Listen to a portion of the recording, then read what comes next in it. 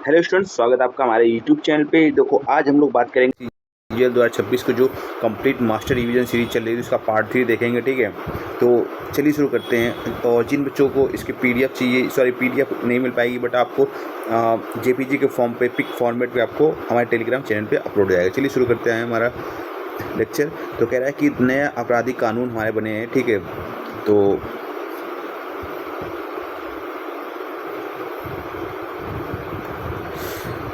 देखो, भारतीय न्याय संहिता बीएनएस 2023 है। ठीक है, इसने रिप्लेस किसको किया है? आईपीसी भारतीय दंड संहिता 1860। ठीक है, तो ये लागू कब से हुए हैं? 1 जुलाई 2024 से।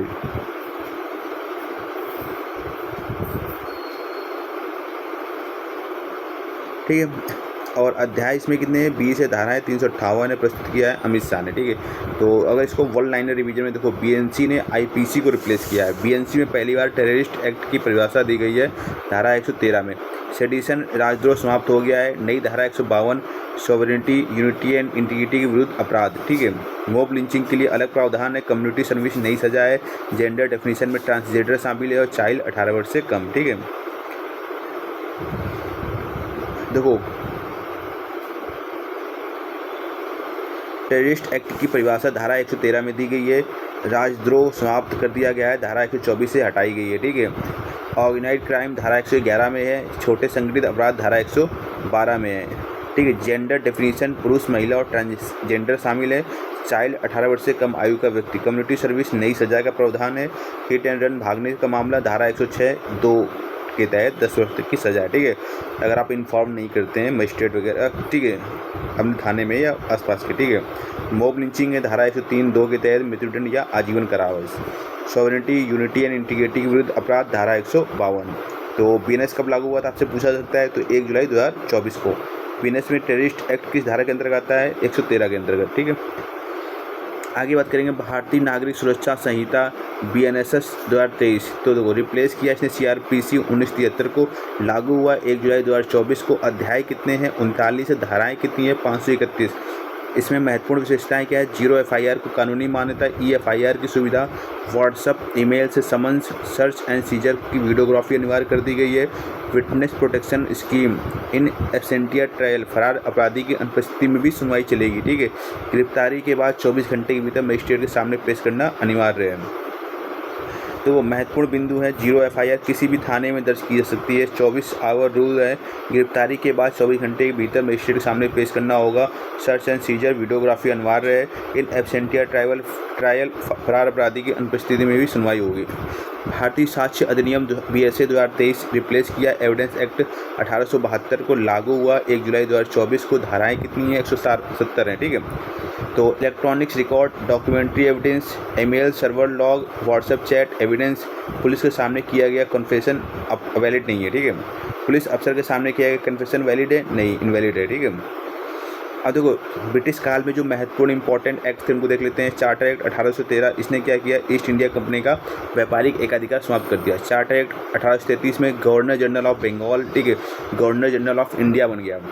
इसी याद रखना। ठीक है, लॉर्ड विलियम बेंटिंग है, वो पहले गवर्नर जनरल बने। ठीक है, फर्स्ट लॉ कमीशन आया, चेयरमैन लॉर्ड मैकाले थे। ठीक है, इंडियन काउंसिल एक्ट 1909, इसको मॉर्लो मिंटो रिफॉर्म्स भी बोलते हैं। इसमें मुसलमानों को पृथक निर्वाचन की सुविधा प्रोवाइड कराई गई।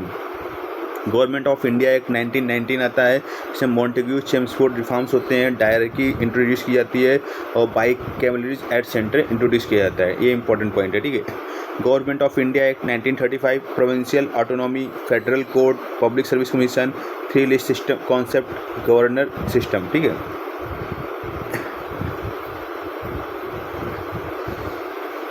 अल्टर रिवीजन टेबल देख लेते हैं। ठीक है, 1813 का एक्ट था, end of monopoly. 1833 first law commission, lord Macaulay इसके अध्यक्ष होते हैं। 1909 का सेपरेट इलेक्ट्रोड पार्लियामेंटो reforms. 1919 dyarchy Montagu Chelmsford reforms.